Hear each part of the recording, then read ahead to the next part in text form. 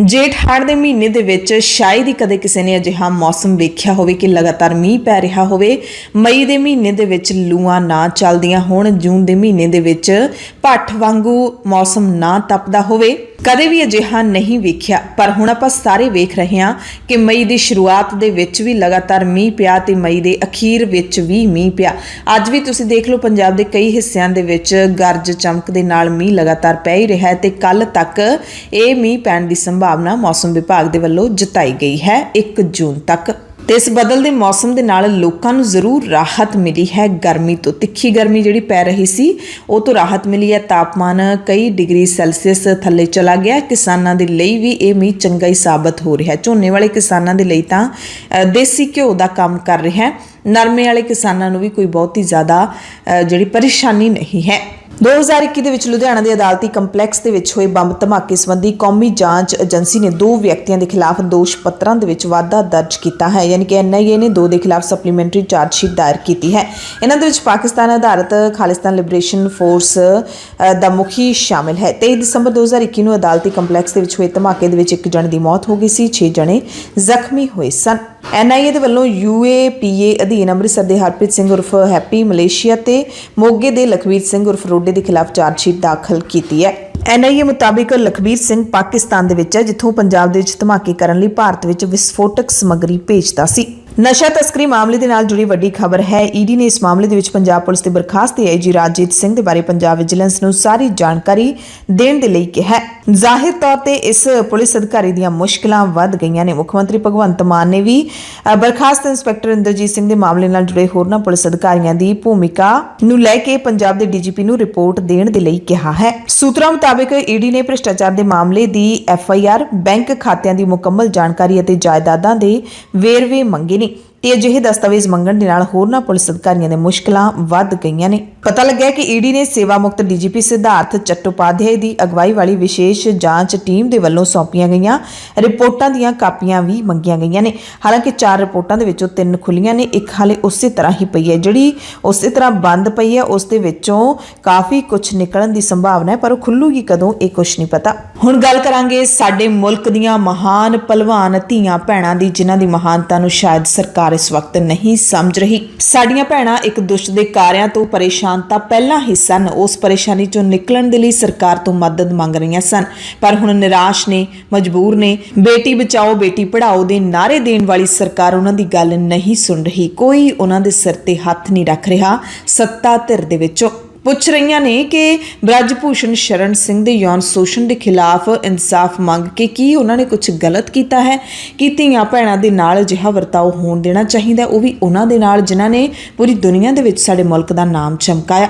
ਖੈਰ, ਖਬਰ ਇਹ ਹੈ ਕਿ ਪਹਿਲਵਾਨਾਂ ਦੀ ਗੰਗਾ ਦੇ ਵਿੱਚ ਤਗਮੇ ਜਲ ਪ੍ਰਵਾਹ ਕਰਨ ਦੀ ਯੋਜਨਾ ਮੁਲਤਵੀ ਕਰਵਾ ਦਿੱਤੀ ਗਈ ਹੈ ਤੇ ਇਹ ਸਿਹਰਾ ਜਾਂਦਾ UP ਦੇ ਕਿਸਾਨ ਲੀਡਰ ਨਰੇਸ਼ ਟਿਕੈਤ ਨੂੰ। ਹਾਲਾਂਕਿ ਪੰਜਾਬ, ਹਰਿਆਣਾ, UP ਦੇ ਕਈ ਕਿਸਾਨ ਲੀਡਰਾਂ ਨੇ ਆਪਣੇ ਘਰਾਂ 'ਚੋਂ ਬਹਿ ਕੇ ਵੀ ਧੀਆਂ ਨੂੰ ਅਪੀਲਾਂ ਕੀਤੀਆਂ ਸੀ ਕਿ ਉਹ ਇਹ ਕਦਮ ਨਾ ਚੁੱਕਣ, ਆਪਣੇ ਜਿਹੜੇ ਮੈਡਲ ਨੇ ਉਹ ਗੰਗਾ ਦੇ ਵਿੱਚ ਨਾ ਵਹਾਉਣ।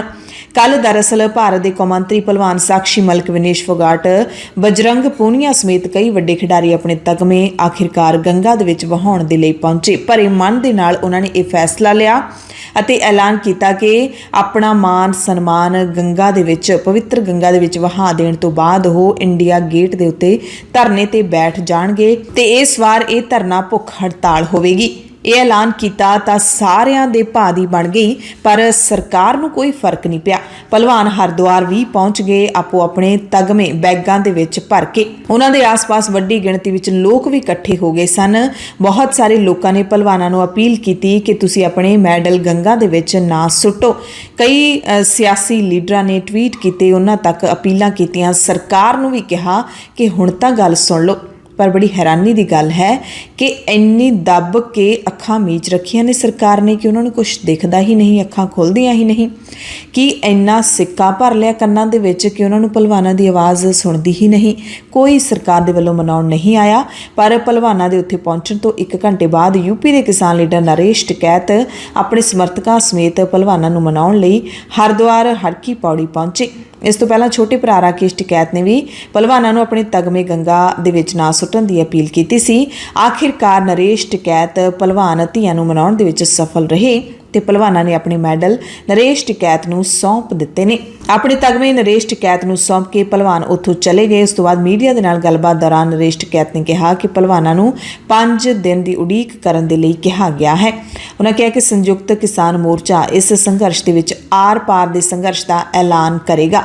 ਅਸੀਂ ਕਹਿੰਦੇ 5 ਦਿਨ ਦਾ ਸਮਾਂ ਪਹਿਲਵਾਨਾਂ ਤੋਂ ਲੈ ਕੇ ਉਹਨਾਂ ਨੂੰ ਭਰੋਸਾ ਦਿੱਤਾ ਹੈ ਕਿ ਸਾਰਾ ਕੁਝ ਠੀਕ ਹੋ ਜਾਏਗਾ। ਇਸ ਤੋਂ ਪਹਿਲਾਂ ਕਿਸਾਨ ਲੀਡਰ ਗੁਰਨਾਮ ਸਿੰਘ ਚੜੂਨੀ ਨੇ ਵੀ ਪਹਿਲਵਾਨਾਂ ਨੂੰ ਅਪੀਲ ਕੀਤੀ ਸੀ ਕਿ ਤੁਸੀਂ ਸਾਨੂੰ 4 ਤਰੀਕ ਤੱਕ ਦਾ ਸਮਾਂ ਦਿਓ, ਅਸੀਂ 4 ਤਰੀਕ ਨੂੰ ਮਹਾਪੰਚਾਇਤ ਦੇ ਵਿੱਚ ਫੈਸਲਾ ਲਵਾਂਗੇ। ਸਾਡੇ ਤੇ ਭਰੋਸਾ ਰੱਖੋ, ਆਪਣੇ ਦੇਸ਼ ਤੇ ਮਾਤਾ ਪਿਤਾ ਦੀ ਵਿਰਾਸਤ ਨੂੰ ਗੰਗਾ ਵਿੱਚ ਨਾ ਵਹਿਣ ਦਿਓ। ਤੁਹਾਨੂੰ ਹੱਥ ਜੋੜ ਕੇ ਬੇਨਤੀ ਹੈ, ਵਾਪਸ ਆ ਜਾਓ। ਇਸੇ ਤਰ੍ਹਾਂ ਪੰਜਾਬ ਤੋਂ ਕਿਸਾਨ ਲੀਡਰ ਜਗਜੀਤ ਸਿੰਘ ਡੱਲੇਵਾਲ ਨੇ ਵੀ ਹੱਥ ਜੋੜ ਕੇ ਧੀਆਂ ਨੂੰ ਅਪੀਲ ਕੀਤੀ। ਕਹਿੰਦੇ ਮੈਂ ਹੱਥ ਜੋੜ ਕੇ ਇੱਕ ਬਾਪ ਤੁਹਾਨੂੰ ਅਪੀਲ ਕਰ ਰਿਹਾ ਕਿ ਮੈਡਲ ਤੁਹਾਡੇ ਖੂਨ ਪਸੀਨੇ ਦੀ ਕਮਾਈ ਹੈ, ਸਾਰਾ ਦੇਸ਼ ਤੁਹਾਡੇ ਨਾਲ ਹੈ, ਇਹਨਾਂ ਮੈਡਲਾਂ ਨੂੰ ਜਲ ਪ੍ਰਵਾਹ ਨਾ ਕਰੋ। ਪੰਜਾਬ ਦੇ ਮੁੱਖ ਮੰਤਰੀ ਭਗਵੰਤ ਮਾਨ ਨੇ ਵੀ ਬੀਜੇਪੀ ਤੇ ਤਿੱਖਾ ਨਿਸ਼ਾਨਾ ਕੱਸਦਿਆਂ ਟਵੀਟ ਕੀਤਾ ਸੀ ਕਿ ਪਹਿਲਵਾਨਾਂ ਦੇ ਵੱਲੋਂ ਤਗਮੇ ਜਲ ਪ੍ਰਵਾਹ ਕਰਨ ਦੀ ਨੌਬਤ ਆਉਣਾ ਦੇਸ਼ ਦੇ ਲਈ ਸ਼ਰਮਨਾਕ ਹੈ। ਸੀਐਮ ਨੇ ਕਿਹਾ ਕਿ ਇਹਨਾਂ ਪਹਿਲਵਾਨਾਂ ਨੇ ਦੇਸ਼ ਲਈ ਤਗਮੇ ਲਿਆਉਣ ਦੇ ਲਈ ਆਪਣਾ ਖੂਨ ਪਸੀਨਾ ਵਹਾਇਆ ਹੈ।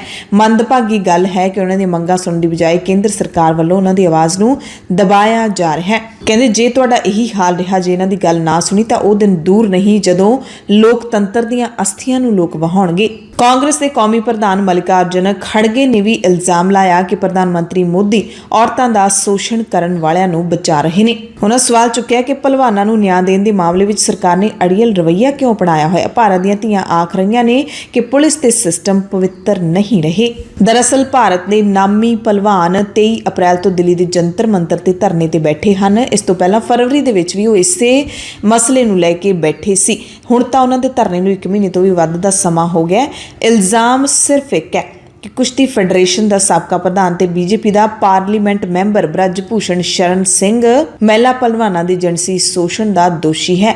ਬ੍ਰਜ ਭੂਸ਼ਣ ਦੀ ਗ੍ਰਿਫਤਾਰੀ ਕੀਤੀ ਜਾਵੇ, ਸਾਰੇ ਅਹੁਦਿਆਂ ਤੋਂ ਹਟਾਇਆ ਜਾਵੇ। ਤੇ ਪਹਿਲਵਾਨਾਂ ਦੇ ਧਰਨੇ ਦਰਮਿਆਨ ਭਾਵੇਂ ਬ੍ਰਜ ਭੂਸ਼ਣ ਸ਼ਰਨ ਸਿੰਘ ਦੇ ਖਿਲਾਫ 2 ਪਰਚੇ ਵੀ ਦਿੱਲੀ ਪੁਲਿਸ ਨੇ ਦਰਜ ਕਰ ਲਏ ਨੇ, ਪਰ ਬੜੀ ਹੈਰਾਨੀ ਦੀ ਗੱਲ ਹੈ ਕਿ ਨਵੀਂ ਸੰਸਦ ਦਾ ਜਦੋਂ ਉਦਘਾਟਨ ਹੁੰਦਾ ਹੈ ਤਾਂ ਬ੍ਰਜ ਭੂਸ਼ਣ ਸ਼ਰਨ ਸਿੰਘ ਚਿੱਟੇ ਕੱਪੜੇ ਪਾ ਕੇ ਭਾਰਤ ਦੇ ਪ੍ਰਧਾਨ ਮੰਤਰੀ ਨਰਿੰਦਰ ਮੋਦੀ ਦੇ ਨਾਲ ਤਸਵੀਰਾਂ ਖਿਚਵਾ ਰਿਹਾ ਸੀ। ਆਖਿਰਕਾਰ ਇਸ ਦੀ ਗ੍ਰਿਫਤਾਰੀ ਕਿਉਂ ਨਹੀਂ ਹੁੰਦੀ, ਪਹਿਲਵਾਨ ਇਹ ਪੁੱਛ ਰਹੇ ਨੇ। ਐਤਵਾਰ 28 ਮਈ ਨੂੰ ਜਦੋਂ ਸੰਸਦ ਦੀ ਨਵੀਂ ਬਿਲਡਿੰਗ ਦਾ ਉਦਘਾਟਨ ਹੋ ਰਿਹਾ ਸੀ ਤਾਂ ਦੂਸਰੇ ਪਾਸੇ ਪਹਿਲਵਾਨ ਨਵੀਂ ਸੰਸਦ ਦੇ ਸਾਹਮਣੇ ਮਹਾਪੰਚਾਇਤ ਕਰਨਾ ਚਾਹੁੰਦੇ ਸੀ ਤਾਂ ਕਿ ਉੱਥੋਂ ਨੇੜਿਓਂ ਉਹਨਾਂ ਦੀ ਆਵਾਜ਼ ਸ਼ਾਇਦ ਸਰਕਾਰ ਨੂੰ ਸੁਣ ਜਾਊਗੀ। ਪਰ ਜਿਵੇਂ ਹੀ ਉਹ ਜੰਤਰ ਮੰਤਰ ਤੋਂ ਨਿਕਲੇ, ਪੁਲਿਸ ਨੇ ਉਹਨਾਂ ਦੇ ਖਿਲਾਫ ਕਾਰਵਾਈ ਕੀਤੀ, ਹਿਰਾਸਤ ਦੇ ਵਿੱਚ ਲਿਆ, ਪਰਚੇ ਦਰਜ ਕੀਤੇ। ਇੱਥੋਂ ਤੱਕ ਕਿ ਜੰਤਰ ਮੰਤਰ ਤੋਂ ਉਹਨਾਂ ਦਾ ਸਾਰਾ ਕੁਝ ਉਖਾੜ ਕੇ ਸੁੱਟ ਦਿੱਤਾ। ਉੱਥੇ ਪੁਲਿਸ ਤੈਨਾਤ ਹੈ, ਯਾਨੀ ਕਿ ਧਰਨੇ ਵਾਲੀ ਥਾਂ ਨੂੰ ਖਾਲੀ ਕਰਵਾ ਲਿਆ। ਉਸ ਤੋਂ ਤੀਸਰੇ ਦਿਨ ਕੱਲ ਪਹਿਲਵਾਨਾਂ ਨੇ ਆਪਣੇ ਤਗਮੇ ਗੰਗਾ ਦੇ ਵਿੱਚ ਵਹਾ ਕੇ ਇੰਡੀਆ ਗੇਟ ਤੇ ਮਰਨ ਵਰਤ ਤੇ ਬੈਠਣ ਦਾ ਐਲਾਨ ਕਰ ਦਿੱਤਾ ਸੀ। ਦੂਜੇ ਪਾਸੇ ਬ੍ਰਜ ਭੂਸ਼ਣ ਸ਼ਰਨ ਸਿੰਘ ਨੇ ਵੀ ਇਕੱਠ ਕਰਨ ਦਾ ਐਲਾਨ ਕੀਤਾ ਹੋਇਆ। ਜਿੱਥੇ ਪੋਕਸੋ ਐਕਟ ਦੀ ਦੁਰਵਰਤੋਂ ਕਰਨ ਦੀ ਗੱਲ ਕਹਿ ਰਿਹਾ, ਉੱਥੇ ਹੀ ਯੂਪੀ ਦੇ ਵਿੱਚ ਸੰਤਾਂ ਦਾ ਇਕੱਠ ਸੱਦ ਕੇ ਇਸ ਨੂੰ ਬਦਲਵਾਉਣ ਦੇ ਲਈ ਸਰਕਾਰ ਤੇ ਦਬਾਅ ਪਾਉਣ ਦਾ ਐਲਾਨ ਕਰ ਰਿਹਾ। ਬੜੀ ਹੈਰਾਨੀ ਦੀ ਗੱਲ ਹੈ ਕਿ ਸਰਕਾਰ ਨੇ ਇੱਕ ਮੁਲਜ਼ਮ ਨੂੰ ਇੰਨੀ ਖੁੱਲ੍ਹ ਦਿੱਤੀ ਹੋਈ ਹੈ। ਹਾਲਾਂਕਿ ਉਸ ਦੇ ਇਕੱਠ ਦੇ ਖਿਲਾਫ ਸੰਯੁਕਤ ਕਿਸਾਨ ਮੋਰਚੇ ਨੇ ਵੀ 5 ਜੂਨ ਨੂੰ ਹੀ ਪੂਰੇ ਭਾਰਤ ਦੇ ਵਿੱਚ ਬ੍ਰਜ ਭੂਸ਼ਣ ਦੇ ਪੁਤਲੇ ਫੂਕਣ ਦਾ ਐਲਾਨ ਕਰ ਦਿੱਤਾ ਹੈ। ਇਸ ਦੇ ਨਾਲ ਹੀ 1 ਜੂਨ ਨੂੰ ਵੀ ਯਾਨੀ ਕਿ ਕੱਲ ਨੂੰ ਵੀ ਪੰਜਾਬ ਸਮੇਤ ਪੂਰੇ ਭਾਰਤ ਦੇ ਵਿੱਚ ਇਸ ਮੁਲਜ਼ਮ ਲੀਡਰ ਦੇ ਪੁਤਲੇ ਫੂਕੇ ਜਾਣਗੇ।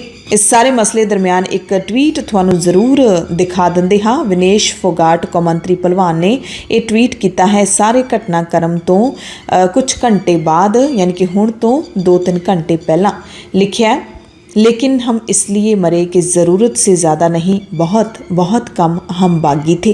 इस ट्वीट ਨੂੰ ਬਜਰੰਗ ਪੂਨੀਆ ਨੇ ਵੀ ਰੀਟਵੀਟ ਕੀਤਾ ਹੈ। ਹਾਲਾਂਕਿ ਸਾਕਸ਼ੀ ਮਲਿਕ ਦਾ ਹਾਲੇ ਤੱਕ ਕੋਈ ਟਵੀਟ ਨਹੀਂ ਆਇਆ ਇਸ ਪੂਰੇ ਘਟਨਾਕ੍ਰਮ ਤੋਂ ਬਾਅਦ। ਹੁਣ ਦੇਖਣਾ ਹੋਏਗਾ ਕਿ ਪਹਿਲਵਾਨ ਇੰਡੀਆ ਗੇਟ ਤੇ ਜਾਣਗੇ ਜਾਂ ਫਿਰ ਉਹਨਾਂ ਨੇ ਇਹ ਪ੍ਰੋਗਰਾਮ ਵੀ ਮੁਲਤਵੀ ਕੀਤਾ ਹੈ।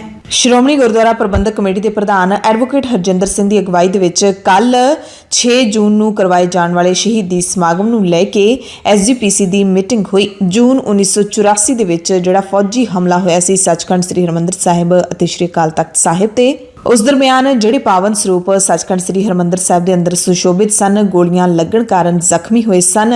ਉਹਨਾਂ ਸਰੂਪਾਂ ਦੇ ਐਤਕੀ ਵੀ ਦਰਸ਼ਨ ਕਰਵਾਏ ਜਾਣਗੇ। ਸ਼੍ਰੀ ਗੁਰੂ ਗ੍ਰੰਥ ਸਾਹਿਬ ਜੀ ਦੇ ਪਾਵਨ ਸਰੂਪ ਨੂੰ 6 ਜੂਨ ਨੂੰ ਗੁਰਦੁਆਰਾ ਸ਼ਹੀਦ ਬਾਬਾ ਗੁਰਬਖਸ਼ ਸਿੰਘ ਦੇ ਵਿੱਚ ਸੰਗਤ ਦੇ ਦਰਸ਼ਨਾਂ ਦੇ ਲਈ ਰੱਖਿਆ ਜਾਵੇਗਾ ਤੇ 6 ਜੂਨ ਨੂੰ ਸ਼੍ਰੀ ਅਕਾਲ ਤਖਤ ਸਾਹਿਬ ਵਿਖੇ ਸ਼ਹੀਦੀ ਸਮਾਗਮ ਮਨਾਇਆ ਜਾਵੇਗਾ। ਐਸਜੀਪੀਸੀ ਪ੍ਰਧਾਨ ਨੇ ਕਿਹਾ ਕਿ ਜੂਨ 84 ਦੇ ਘੱਲੂਘਾਰੇ ਦਾ ਦਰਦ ਸਿੱਖ ਕੌਮ ਕਦੇ ਨਹੀਂ ਭੁੱਲ ਸਕਦੀ। ਜੂਨ 1984 ਇੱਕ ਸਿੱਖਾਂ 'ਚ ਅਜਿਹਾ ਜ਼ਖਮ ਆ ਜਿਹਨੂੰ ਸਿੱਖ ਕਦੇ ਵੀ ਭੁੱਲ ਨਹੀਂ ਸਕਦਾ। ਤੇ ਜਦੋਂ ਵੀ ਜੂਨ ਦਾ ਮਹੀਨਾ ਆਉਂਦਾ ਤੇ ਹਰ ਇੱਕ ਸਿੱਖ ਦੀਆਂ ਜਿਹੜੀਆਂ ਧਾਰਮਿਕ ਭਾਵਨਾਵਾਂ ਆ ਉਹ ਭਾਵਨਾਵਾਂ ਦੇ ਵਿੱਚ ਬੰਦੇ ਨੂੰ ਭਾਵਨਾਵਾਂ ਪ੍ਰਗਟ ਕਰਦੇ ਹੋਏ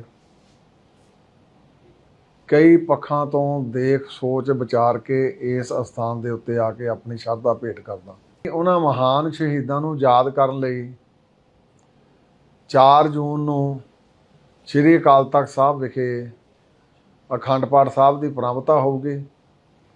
6 ਜੂਨ ਨੂੰ ਅੰਮ੍ਰਿਤ ਵੇਲੇ ਸ਼੍ਰੀ ਅਖੰਡ ਪਾਠ ਸਾਹਿਬ ਜੀ ਦੇ ਭੋਗ ਉਪਰੰਤ ਅਰਦਾਸ ਤੇ ਸ਼੍ਰੀ ਅਕਾਲ ਤਖਤ ਸਾਹਿਬ ਜੀ ਦੇ ਜਥੇਦਾਰ ਕੌਮ ਦੇ ਨਾਂ ਤੇ ਸੰਦੇਸ਼ ਦੇਣਗੇ। ਉਸ ਤੋਂ ਇਲਾਵਾ ਅਸੀਂ ਸ਼੍ਰੋਮਣੀ ਗੁਰਦੁਆਰਾ ਪ੍ਰਬੰਧਕ ਕਮੇਟੀ ਨੇ ਇਹ ਵੀ ਯਤਨ ਕੀਤਾ ਕਿ 6 ਜੂਨ ਨੂੰ ਉਹ ਪਵਿੱਤਰ ਸਰੂਪ ਜਿਸ ਪਵਿੱਤਰ ਸਰੂਪ ਦੇ ਵਿੱਚ ਜ਼ਾਲਮ ਸਰਕਾਰ ਨੇ ਗੋਲੀਆਂ ਮਾਰੀਆਂ ਜ਼ਖਮੀ ਕੀਤਾ ਸਰੂਪ, ਸੋ ਸਿੱਖ ਕੌਮ ਨੂੰ ਵੀ ਚੇਚੇ ਤੌਰ ਤੇ ਬੇਨਤੀ ਕਰਦਾ ਕਿ ਜਿੱਥੇ ਉਹਨਾਂ ਮਹਾਨ ਸ਼ਹੀਦਾਂ ਨੂੰ ਆਪਾਂ ਸ਼ਰਧਾ ਦੇ ਫੁੱਲ ਭੇਟ ਕਰਨੇ ਆ ਉੱਥੇ ਗੁਰੂ ਚਰਨਾਂ ਦੇ ਵਿੱਚ ਆ ਕੇ ਆਪਾਂ ਨਤਮਸਤਕ ਵੀ ਹੋਣਾ। ਜਿਨ੍ਹਾਂ ਨੇ ਉਹ ਸ਼ਹੀਦੀਆਂ ਦਿੱਤੀਆਂ ਉਹਨਾਂ ਨੂੰ ਸਿੱਖ ਪੰਥ ਹਮੇਸ਼ਾ ਹੀ ਯਾਦ ਕਰਦਾ ਤੇ ਯਾਦ ਕਰਦਾ ਰਹੂਗਾ। ਗੁਰੂ ਸਾਹਿਬ ਕਿਰਪਾ ਤੇ ਬਖਸ਼ਿਸ਼ ਕਰਨ। ਇਹ ਜੂਨ ਦਾ ਮਹੀਨਾ ਜਿੱਦਾਂ ਧੁੱਪ ਤਪਦੀ ਆ ਉੱਦਾਂ ਹੀ ਸਿੱਖਾਂ ਦੇ ਅੰਦਰ ਉਹ ਜੂਨ 84 ਦੀ ਤਪਸ਼ ਜਿਹੜੀ ਆ ਉਹ ਅੰਦਰ ਝਲਕਾਰ ਮਾਰਦੀ ਆ। ਸੋ ਗੁਰੂ ਸਾਹਿਬ ਕਿਰਪਾ ਕਰਨ ਆਪਾਂ ਗੁਰੂ ਦੇ ਭਾਣੇ ਦੇ ਵਿੱਚ ਰਹਿ ਕੇ ਉਹਨਾਂ ਮਹਾਨ ਸ਼ਹੀਦਾਂ ਨੂੰ ਸ਼ਰਧਾ ਦੇ ਫੁੱਲ ਭੇਟ ਕਰ ਰਹੇ ਹਾਂ। NCERT ਯਾਨੀ ਕਿ national council of educational research and training ਨੇ SGPC ਦੇ ਵੱਲੋਂ ਕੀਤੇ ਗਏ ਇਤਰਾਜ਼ਾਂ ਤੋਂ ਬਾਅਦ 12ਵੀਂ ਜਮਾਤ ਦੀ ਰਾਜਨੀਤੀ ਵਿਗਿਆਨ ਦੀ ਪੁਸਤਕ ਦੇ ਵਿੱਚੋਂ ਵੱਖਰੇ ਸਿੱਖ ਰਾਜ ਖਾਲਿਸਤਾਨ ਦੀ ਮੰਗ ਵਾਲੇ ਸੰਦਰਭ ਨੂੰ ਸਿਲੇਬਸ ਦੇ ਵਿੱਚੋਂ ਹਟਾ ਦਿੱਤਾ ਹੈ। ਲੰਘੇ ਮਹੀਨੇ SGPC ਨੇ ਦੋਸ਼ ਲਾਇਆ ਸੀ ਕਿ NCERT ਨੇ 12ਵੀਂ ਜਮਾਤ ਦੀ ਪੋਲੀਟੀਕਲ ਸਾਇੰਸ ਦੀ ਪਾਠ ਪੁਸਤਕ ਵਿੱਚ ਸਿੱਖਾਂ ਦੇ ਇਤਿਹਾਸਿਕ ਵੇਰਵਿਆਂ ਨੂੰ ਗਲਤ ਢੰਗ ਨਾਲ ਪੇਸ਼ ਕੀਤਾ ਹੈ। ਕਮੇਟੀ ਦਾ ਇਤਰਾਜ਼ ਪੁਸਤਕ ਸੁਤੰਤਰਤਾ ਤੱਕ ਭਾਰਤ ਵਿੱਚ ਰਾਜਨੀਤੀ ਇਹਦੇ ਵਿੱਚ ਅਨੰਦਪੁਰ ਸਾਹਿਬ ਦੇ ਮਤੇ ਬਾਰੇ ਛਪੇ ਕੁਝ ਵੇਰਵਿਆਂ ਦੇ ਬਾਰੇ ਸੀ। NCERT ਨੇ ਜਿਹੜੀਆਂ ਸਤਰਾਂ ਨੂੰ ਪਾਠਕ੍ਰਮ ਦੇ ਵਿੱਚੋਂ ਹਟਾਇਆ ਹੈ ਉਹਨਾਂ ਵਿੱਚ ਲਿਖਿਆ ਸੀ ਕਿ ਇਹ ਮਤਾ ਸੰਘੀ ਢਾਂਚੇ ਨੂੰ ਮਜ਼ਬੂਤ ਕਰਨ ਲਈ ਇੱਕ ਦਲੀਲ ਸੀ, ਪਰ ਇਸ ਦੀ ਵਿਆਖਿਆ ਇੱਕ ਵੱਖਰੇ ਸਿੱਖ ਰਾਜ ਖਾਲਿਸਤਾਨ ਦੀ ਹਮਾਇਤ ਵਜੋਂ ਕੀਤੀ ਜਾ ਸਕਦੀ ਹੈ। ਇੱਕ ਹੋਰ ਲਾਈਨ ਨੂੰ ਹਟਾਇਆ ਗਿਆ ਜਿਹਦੇ ਵਿੱਚ ਕਿਹਾ ਗਿਆ ਸੀ ਕਿ ਕੱਟੜਪੰਥੀਆਂ ਨੇ ਭਾਰਤ ਵਿੱਚ ਖਾਲਿਸਤਾਨ ਦੀ ਵਕਾਲਤ ਸ਼ੁਰੂ ਕਰ ਦਿੱਤੀ ਹੈ ਤੇ ਇਹਨਾਂ ਸਤਰਾਂ ਨੂੰ ਸੋਧ ਕੇ ਇਸ ਤਰ੍ਹਾਂ ਹੁਣ ਲਿਖਿਆ ਗਿਆ ਕਿ ਅਨੰਦਪੁਰ ਸਾਹਿਬ ਮਤਾ ਸੰਘਵਾਦ ਨੂੰ ਮਜ਼ਬੂਤ ਕਰਨ ਦੀ ਦਲੀਲ ਸੀ। ਵਿਦਿਆਰਥੀਆਂ ਦੇ ਲਈ ਇੱਕ ਰਾਹਤ ਵਾਲੀ ਖਬਰ ਵੀ ਆਈ ਹੈ। ਸਰਕਾਰੀ ਬਰਜਿੰਦਰਾ ਕਾਲਜ ਦੇ ਵਿੱਚ ਮੁੜ ਤੋਂ BSc ਖੇਤੀਬਾੜੀ ਸ਼ੁਰੂ ਹੋਵੇਗੀ। ਪੰਜਾਬ ਵਿਧਾਨ ਸਭਾ ਸਕੱਤਰੇਤ ਦੇ ਵਿੱਚ ਇਸ ਮਾਮਲੇ ਨੂੰ ਲੈ ਕੇ ਕਾਲਜ ਪ੍ਰਸ਼ਾਸਨ ਸਣੇ ਵੱਖ-ਵੱਖ ਸੰਬੰਧਿਤ ਵਿਭਾਗਾਂ ਦੇ ਅਧਿਕਾਰੀਆਂ ਦੀ ਮੀਟਿੰਗ ਹੋਈ, ਜਿਸ ਦੀ ਅਗਵਾਈ ਪੰਜਾਬ ਵਿਧਾਨ ਸਭਾ ਦੇ ਸਪੀਕਰ ਕੁਲਤਾਰ ਸਿੰਘ ਸੰਧਵਾ ਨੇ ਕੀਤੀ। ਇਸ ਦੇ ਵਿੱਚ ਹਲਕਾ ਫਰੀਦਕੋਟ ਤੋਂ ਵਿਧਾਇਕ ਗੁਰਦਿੱਤ ਸਿੰਘ ਸੇਖੋਂ ਤੇ ਜੈਤੋ ਦੇ ਵਿਧਾਇਕ ਅਮੋਲਕ ਸਿੰਘ ਵੀ ਖਾਸ ਤੌਰ ਤੇ ਪਹੁੰਚੇ ਹੋਏ ਸਨ। ਵਿਧਾਇਕ ਸੇਖੋਂ ਨੇ ਕਿਹਾ ਕਿ ਬਰਜਿੰਦਰਾ ਕਾਲਜ ਦੇ ਵਿੱਚ ਖੇਤੀਬਾੜੀ ਕੋਰਸ ਵਿੱਚ ਦਾਖਲੇ ਲਈ ਵੱਡੀ ਗਿਣਤੀ ਵਿਦਿਆਰਥੀ ਫਾਰਮ ਭਰਦੇ ਸਨ। ਪੰਜਾਬ ਰਾਜ ਖੇਤੀਬਾੜੀ ਖੋਜ ਕੌਂਸਲ ਦੇ ਵੱਲੋਂ 2019 ਦੇ ਵਿੱਚ ਭਾਰਤੀ ਖੇਤੀਬਾੜੀ ਖੋਜ ਕੌਂਸਲ ਦੀਆਂ ਸ਼ਰਤਾਂ ਦਾ ਹਵਾਲਾ ਦੇ ਕੇ ਕਾਲਜ ਪ੍ਰਸ਼ਾਸਨ ਨੂੰ ਇਹ 4 ਸਾਲਾ ਖੇਤੀਬਾੜੀ ਕੋਰਸ ਬੰਦ ਕਰਨ ਦੇ ਲਈ ਕਿਹਾ ਗਿਆ ਸੀ ਤੇ 19 ਦੇ ਵਿੱਚ ਵਿਦਿਆਰਥੀਆਂ ਦੇ ਆਖਰੀ ਬੈਚ ਨੇ ਦਾਖਲਾ ਲਿਆ ਸੀ। ਪਿਛਲੇ ਦਿਨੀ ਇਹ ਬੈਚ ਕਾਲਜ ਦੇ ਵਿੱਚੋਂ ਵਿਦਾ ਹੋ ਗਿਆ ਸੀ। ਤੇ ਹੁਣ ਪੰਜਾਬ ਸਰਕਾਰ ਨੇ ਉਚੇਰੀ ਸਿੱਖਿਆ ਵਿਭਾਗ ਦੀ ਪ੍ਰਮੁੱਖ ਸਕੱਤਰ ਜਸਪ੍ਰੀਤ ਤਲਵਾੜ ਅਤੇ ਖੇਤੀਬਾੜੀ ਵਿਭਾਗ ਦੇ ਸਕੱਤਰ ਅਰਸ਼ਦੀਪ ਸਿੰਘ ਥਿੰਦ ਨੂੰ ਹਦਾਇਤ ਕੀਤੀ ਹੈ ਕਿ ਭਾਰਤੀ ਖੇਤੀਬਾੜੀ ਖੋਜ ਕੌਂਸਲ ਦੀਆਂ ਸ਼ਰਤਾਂ ਪੂਰੀਆਂ ਕਰਨ ਦੇ ਲਈ ਚਾਰਾਜੋਈ ਕੀਤੀ ਜਾਵੇ ਤਾਂ ਜੋ ਇਸੇ ਸੈਸ਼ਨ ਤੋਂ ਕਾਲਜ ਵਿੱਚ ਖੇਤੀਬਾੜੀ ਕੋਰਸ ਦੇ ਦਾਖਲੇ ਸ਼ੁਰੂ ਕੀਤੇ ਜਾ ਸਕਣ। ਸੰਧਵਾ ਨੇ ਦੱਸਿਆ ਕਿ ਭਾਰਤੀ ਖੇਤੀਬਾੜੀ ਖੋਜ ਕੌਂਸਲ ਦੀਆਂ ਸ਼ਰਤਾਂ ਦੇ ਮੁਤਾਬਿਕ ਕਾਲਜ ਦੇ ਲਈ ਲੋੜੀਂਦੀ ਜ਼ਮੀਨ ਮੁਹੱਈਆ ਕਰਵਾਉਣ ਵਾਸਤੇ ਪੰਜਾਬ ਖੇਤੀਬਾੜੀ ਯੂਨੀਵਰਸਿਟੀ ਲੁਧਿਆਣਾ ਦੇ VC ਡਾਕਟਰ ਸਤਬੀਰ ਸਿੰਘ ਗੋਸਲ ਨੂੰ ਫਰੀਦਕੋਟ ਸਥਿਤ ਕ੍ਰਿਸ਼ੀ ਵਿਗਿਆਨ ਕੇਂਦਰ ਦੀ 65 ਏਕੜ ਜ਼ਮੀਨ ਨੂੰ ਸਰਕਾਰੀ ਬਰਜਿੰਦਰਾ ਕਾਲਜ ਨੂੰ ਵਰਤੋਂ ਦੇ ਲਈ ਦੇਣ ਲਈ ਵੀ ਲਿਖ ਦਿੱਤਾ ਗਿਆ ਹੈ। ਇਸ ਤੇ VC ਨੇ ਵੀ ਸਹਿਮਤੀ ਦੇ ਦਿੱਤੀ ਹੈ।